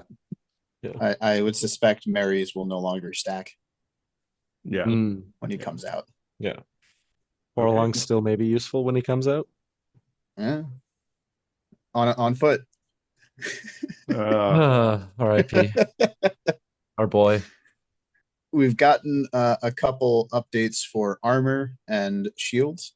They've now added a new category of armor that people are already pointing out is really annoying to remember on who has it, because there are so few models with it. Light armor. It does not increase your defense normally. It only increases it by 1 against shooting. So that's basically the Uruk-hai Berserker rule. It's now light armor. There are, from what I saw, like 5 maybe profiles with it. It's not very common. Maybe it will be more common with Armies Middle Earth, but it's kind of, It's nice not to be tied to a special rule, but I don't know that we needed a whole new class of armor. I almost wish it was a special rule. It's very cool, but like you said, it kind of, not only is it hard to like remember, but it gets hidden in the text. I don't think people really look at the Wargear all that much during like a match game. Like you look at the special rules, they're bolded.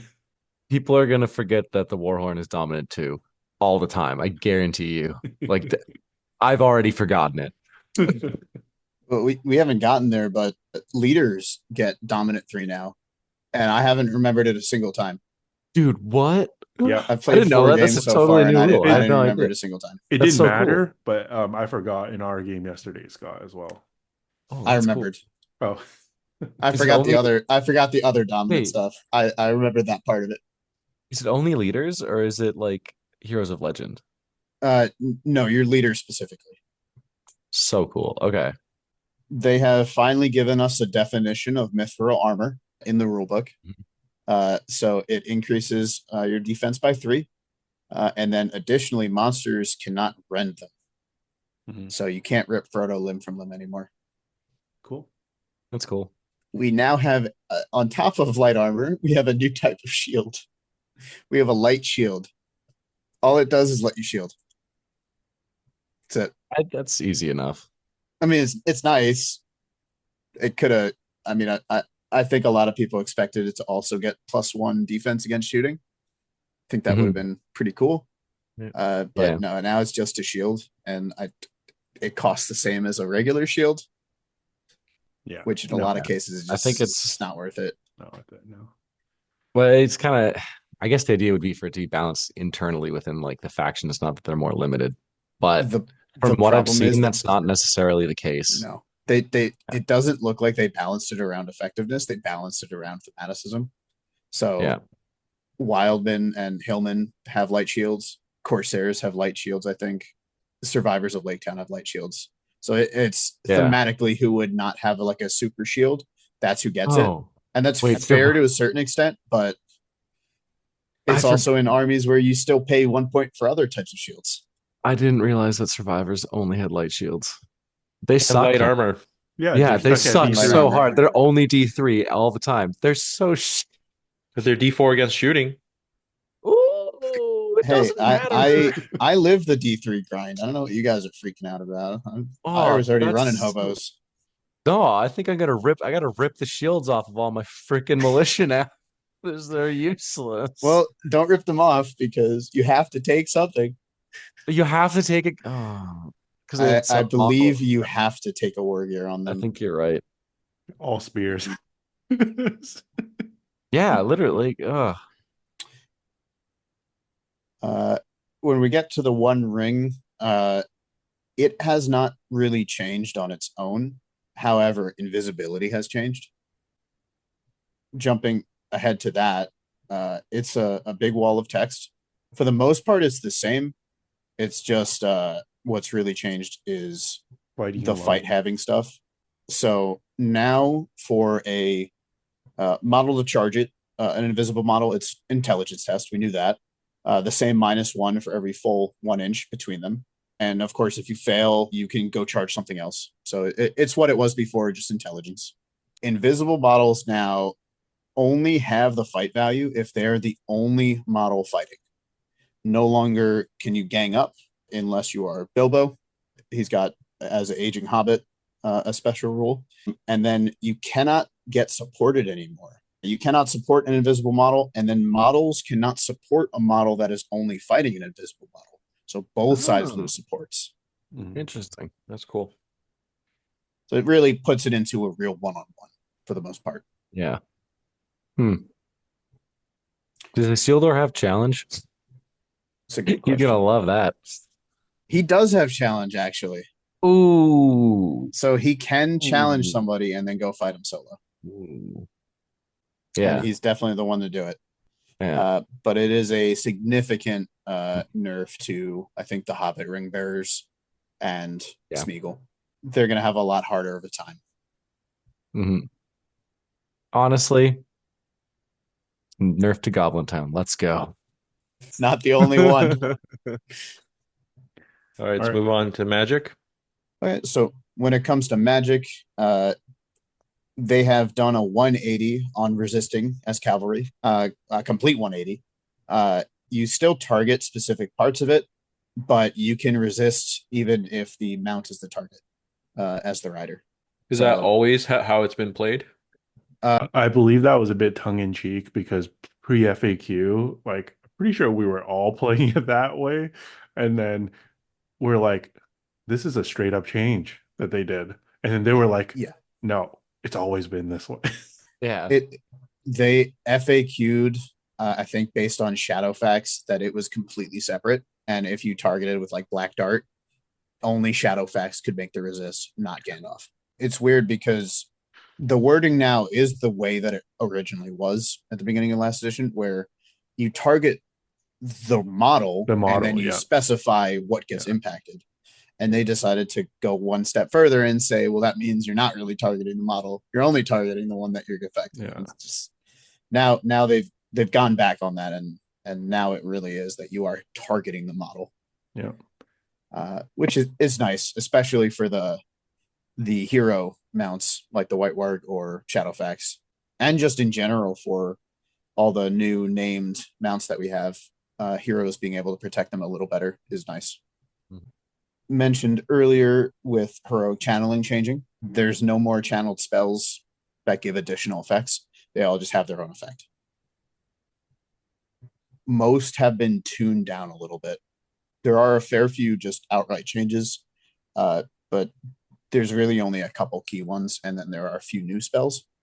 A key one being Black Dart is now strength 6, no more strength 9. So there's no more command compel and then transfix immobilize. It's compel and transfix. Compel no longer does transfix at the end. So it'll stop you from moving after, but it won't stop things from fighting after. So if you charge it in somewhere, it can fight. They can still call heroics. So you can't just gank someone by compelling them 3 inches out of the line and then going over with the Witch King and just obliterating them because they can't strike against you. That's been taken away. In terms of new spells, we have Fog of Disarray. It is a 6-inch -1 to intelligence tests. It's cool. It's interesting. There's not really enough intelligence tests for that to be very impactful. Yeah, I don't know. Having this implies there's going to be something else coming in one of like the other books where it might actually be useful, or another like list. No, I believe the Witch King has it, which will matter for specters. If there's someone trying to pick up the prize, you throw something at that, it's harder for them to pick it up. I think maybe Gandalf has it as well, but you can throw it on a troll, right? Prevent them from hurling if they're obviously trying to go for your mounted hero. So yeah, but it's only a minus. Yeah. Is it an exhaustion spell? Yes. Okay. Another useful change one to mention is Aura of Dismay is now just a -1 to courage tests. It is no longer terror. It's also exhaustion still. So those two play off each other. Same kind of thing, just for the different types of tests. No longer terror, a bubble around Círdan. It's gone. Another new spell is Foil Magic.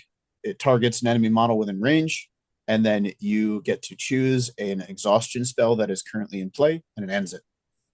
I was using the FAQ submission list for a bit of my own means, and I think that might have prompted this one, as it was more of a suggestion. I kept asking them if I could command a model to end its exhaustion spell, or could a model choose to end their own exhaustion spell. They didn't do that one, but they did the removing it from your opponent, which I think is a cool effect. I think, like, yes, they toned down magic in general. I was angry at Círdan at that point, so that's why. But also Thranduil a little. I wanted to just see, is there a way to remove it? Because sometimes they're not going to spend will to resist just to keep that up. And there's kind of something needed to shut that down a little. Counterplay, yeah. Yeah. Because they can still cast it again the next turn if they're like one that has like extra will left. So yeah. It's a nice one. I think it means a little less now that certain things have been toned down, or of Dismay no longer being terror, and no longer having channeling blinding light as an option. Has a little less play, but isn't there one that gives fearful to things? Or is that a special one I'm thinking of?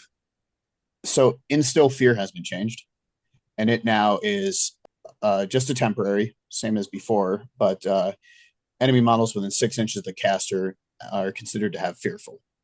So fearful is reverse terror. You have to take a test to charge, and if you fail, you can't move. But instead of a specific model, it's every model. Yeah. So it is basically with the old Aura of Dismay. In a lot of ways. Though the range is requiring you to hit an enemy model with it rather than just friendlies. Yes. So you got to be upfront with it. Paralyze has changed. The actual effects of it have not. However, it is now an exhaustion spell. So the caster needs to maintain will to keep it going. They have also clarified that models helping friendlies spend their own might on their D6s if they want. It was a confusing thing on who really spent the might when things were helping. And then it's no longer a requirement not to have fought. So you can fight, end up touching your friend at the end, and help them up. Okay, that's big. It's a good change. Sorcerous Blast has been toned down, doesn't hit you back anymore, and then will not knock down strength 6+ models. So it not as impactful, but so it still knocks you down and you take a strength hit. That's what it does. Still strength 5 on the target, still knocks you down, still knocks down people in combat with you if they're the strength 5 or lower. But it doesn't do strength hits to anybody else either. So it's just hitting one guy and it's just knocking some people prone. A lot less of an impact. Probably just used in combination with channeling to knock down cavalry. But that's really it. It's not going to be like Saruman, for example. He's not casting it every turn. Yeah. Last new one is Writhing Vines. This is a cool one, and it's very limited in who has it, but it is pretty cool. It targets the caster. You place a 25 millimeter vine marker wholly within 3 inches of the caster. Enemy models treat the area within 3 inches of the vine marker as difficult terrain, and it lasts for the rest of the turn. The heroes that I think have it are Celeborn and Radagast. And basically, I'd say it's more of a defensive spell. If you have cavalry bearing down on you, you just toss up difficult terrain right in front of them. And then they lose all their bonuses for charging. You could toss it after they've charged too, if you're not tagged. So cavalry that thinks that they're getting a big jump on your army, hey, suddenly you lose all your charge bonuses. It has to be within 3 of the caster? Wholly within 3 of the casters where you place it, and then 3 inches of the token. So it's effectively a 6-inch range. Yeah, but that's hard to use. Not really, considering where Celeborn is. Celeborn's going to be behind the line and everything. But all of a sudden, the Karn-Doom incantations is not so bad. Anyway, let's go to special rules. So we got a few new ones. Not many changes. I think for the most part, most have not changed at all. Blades of the Dead, we mentioned earlier with the new courage value, they've taken all the math and sent it to Blades of the Dead. So now you count their defense as 10 minus the numerical value of their courage. So if it's an 8+, it's a 10 minus 8, it's defense 2. So you get to do the math every time. That's the penance for playing Minas Morgul. Really funny. The first comment I saw about Minas Morgul was like, "Oh wow, with the Blades of the Dead being changed, it's so good now." And I was like, "It's just the same thing as before. You just have to do the math now." It's a funny way to balance it. I feel like they could have just done something else with it, but whatever. Blades of the Dead worked fine before. Still works fine now. Yeah. On top of that, we talked about Fearful as a new rule. It's terror in reverse. Something I missed to mention earlier, but it matters with Fearful and Fearless. Those rules will not prevent casters from casting now. If you fail your test, you can still cast. It was mixed on who played that, how. Some areas did play it that you could still cast, but most interpreted that once you failed and you can't move, you're done. But that is no longer the case. We talked about Dominant. It counts as multiple models when within range of a area or getting off the board.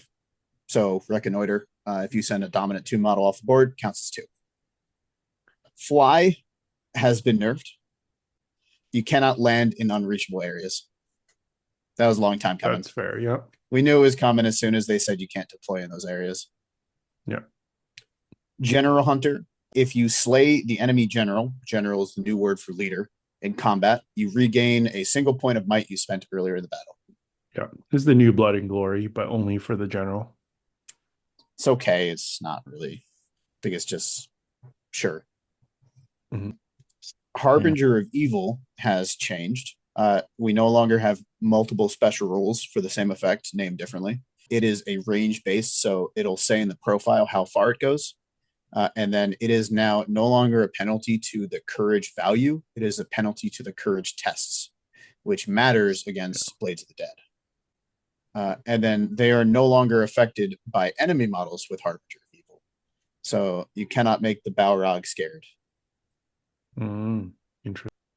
Another big change that will matter for Rohan a whole lot. Horse Lord has a built-in feel no pain for horses now. So 6 up, they don't take the wound. Natural 6 up.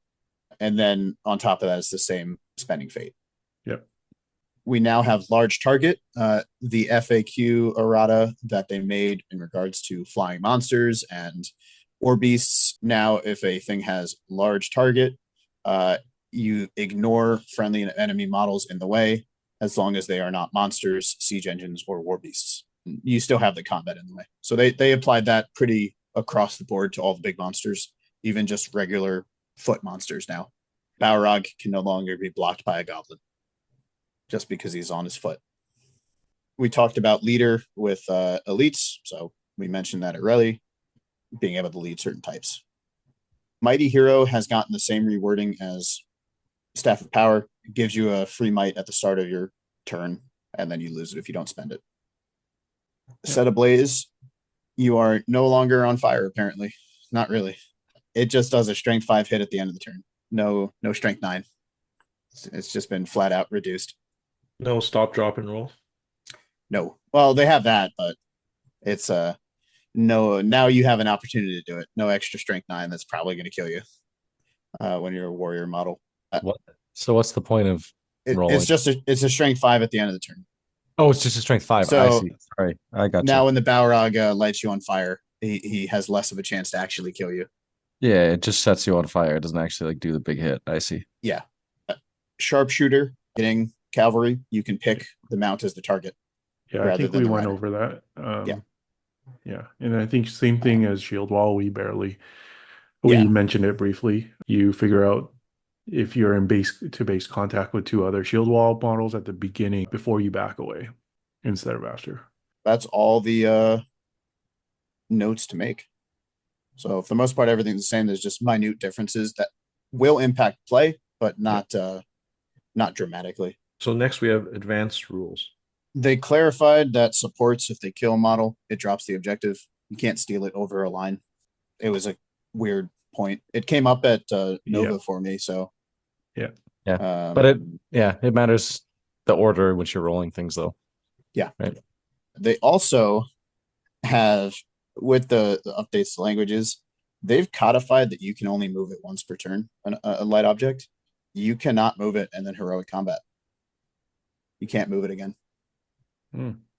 Because now they've said rather than just a move phase, you just cannot move it more than once per turn. Flat out turn. That's interesting. Yeah. So I guess that also clarifies and stops a lot of the relay races as well. Yeah, it's built to stop that because you could effectively move it 24 inches with a Witch King Fell Beast. Now you can't do that anymore. It's I think it's more of a passive nerf to flying things. Yeah.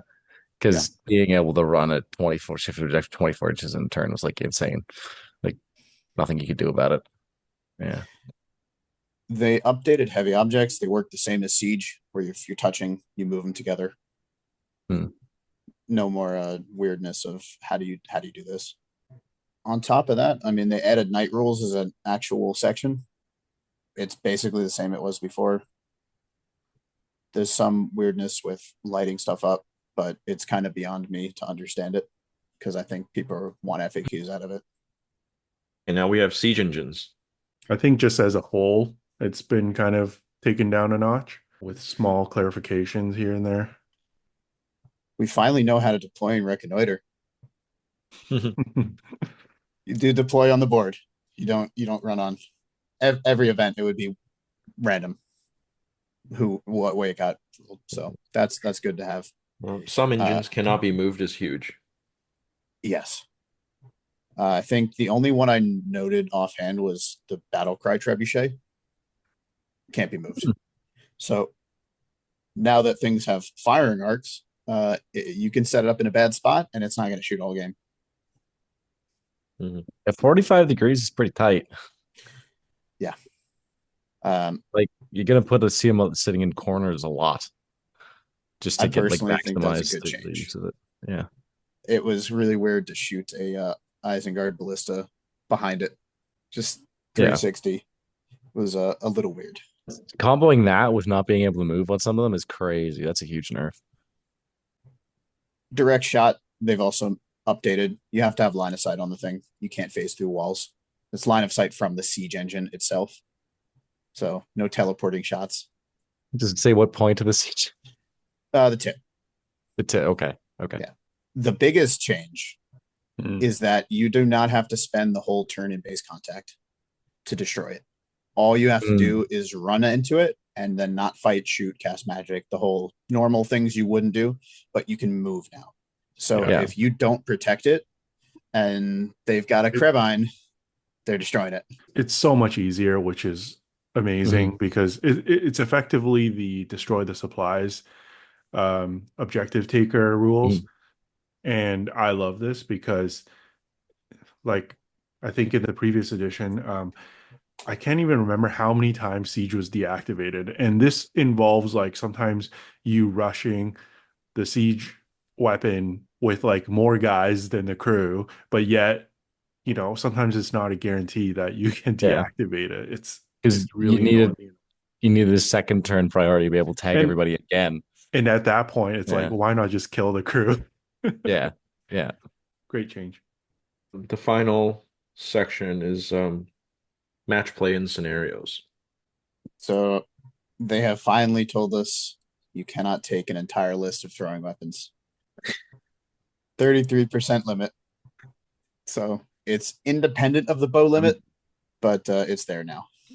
I'm waiting for the one list that gets the gimmick that they get to take all throwing weapons. Gotta have 50% with Wolves of Isengard. They can take 50%. Only 50% on 5 up to hit throwing weapons. Wow, they're really mad at throwing weapons this edition. There's also Erebor Dale. Technically, you can do it, but I don't like. Effectively, it's not because you're mixed armies and warbands. Yeah, so it's kind of yeah. We mentioned earlier, leader is now general. I don't know why they felt the need to change it, but they did. Sure. Whenever you see general, that is leader. Now, we mentioned earlier a big one, objective markers. You cannot end on an objective marker as an infantry or cavalry model. So you can run over it, you just can't stop there. And you cannot back away or make way onto it. So gone are the days of Tom Bombadil sitting on the objectives and sees the prize. So a cool thing about this is that we'll probably see a lot more cooler design objective markers. I know in the past we've seen some people design some thematic objective markers, but then they weren't really, you know, that realistic to play with because it's like, oh, I can't really run over this, but they look so cool. But yeah, I think it'll probably also prevent like just camping a really big model on top of it. Like I'm gonna sit the Watcher in the water on this, and you're not coming anywhere close to contesting, right? So that was a common thing. And for example, destroy the supplies. You put a cavalry model on your supplies. That way, if you lose a fight, you have an additional turn that you're on top of it. Another change they've made, and this is gonna suck for tournaments. When you're playing on a 4x4 board, you may choose any board edge as your board edge. As long as it's like everything's the same length. When TOs painstakingly set it up to be balanced in one direction, you can throw a big wrench in it. I mean, I'm happy they clarified it. I don't know if this is the right call, but I'm happy they clarified. It's going to be interesting. Yeah. I think it's just going to give a lot of headaches. Maelstrom still exists anyway, though, so you still have to balance all the boards to be fought at from different directions anyway. I think it's just like the the really big tournaments in like the halls and stuff where they have those connector tables. Yeah. That's gonna be Yeah. a When pain you in the have ass. 10 tables wide That's a pain in and the you ass. have to deploy 4 feet across the table in one corner, it's going to be a bit annoying. Yeah. I think it's Yeah. going to be one of those, everyone's still going to deploy in the exact same way that they always Most do. of the time, it's going to be just on the two It's edges, too but much of a headache. yeah. The last note that they make is, and we'll see it in the scenarios, is everything goes up to 20 points now. It is no longer 12 points for VPs. I haven't looked at the scenarios yet, but is the breakdown still similar where it's like most of them are on one big one For the and most part, then it's two Yeah. or three other small ones? The main objectives still take up a bulk of it, but like Scott also kind of mentioned, is that banners are going to be worth a lot. There's a kind of additional rule related to that. So I know it's an interesting change since a lot of us complained about banner VPs in the previous edition, and then they double down. They're saying they're right, we're wrong. So then they took away banners from armies. You gotta sell that new Elrond banner, right? yeah, yeah. I mean, we'll still see when the rest of the scenarios come out, but yeah, that's what it's looking like. That there's banner VPs, but I guess to offset that a little bit from what I've seen, there are a couple armies that have alternative ways that they can get VPs that is different than any other army. So that is interesting. I don't know exactly how that will play out, but I guess maybe that's a counteract, effect to this. Yeah, and we have yet to see all the scenarios. So Yeah. yeah, this has been our breakdown of the major changes in the new edition of Miller Strategy Battle Game. I want to thank Scott for coming on the show and helping us with all the rules. Thank you for having me. Thank you for listening to me drone on. He's the living rules Bible on Discord. So, if The goat. if you guys have any questions, fire a question his way. Yeah. I get tagged no matter what time it is, no matter what day it is. Doesn't matter. People will tag me. It's narcissistic, but people are saying that if I go away for a few days, they're not going to be able to play. I'm like, how's it? What does that have to do with me? Thanks to everyone for watching, and we'll see you next time.